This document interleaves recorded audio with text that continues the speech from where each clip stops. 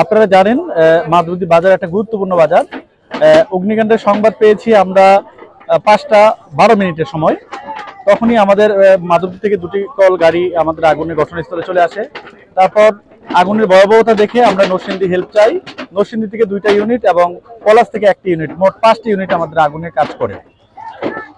আগুন আমরা দেখছি যে বৈদ্যুতিক যে লাইন, বৈদ্যুতিক তার থেকে আগুনের সূত্রপাত স্পষ্ট দেখা গেছে।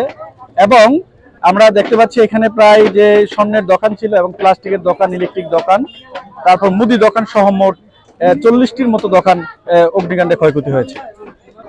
আগুনের লেলিয়ান প্রথমে স্বর্ণের দোকান থেকেই শুরু হয়, তারপর দাফে দাফে এই আগুনটা আমরা চারদিকে আমাদের নরসিংদী ফায়ার স্টেশন এবং মাধবদী ফায়ার স্টেশনের এই ইউনিটগুলো এসে আমরা চারদিকে আগুনটা ঘিরে ফেলছি। আগুনটা বাড়তে দেওয়ার কোনো সুযোগ দিইনি, যেহেতু মাধবদী একটা বড় বাজার।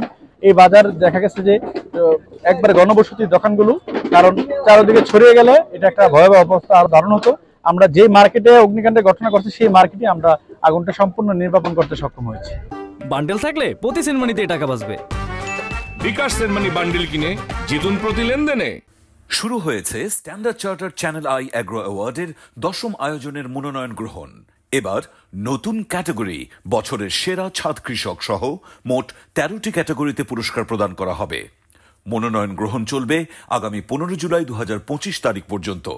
বিস্তারিত জানতে ভিজিট করুন www.agroaward.com এবং ফোন করুন 018737000556 এই নম্বরে।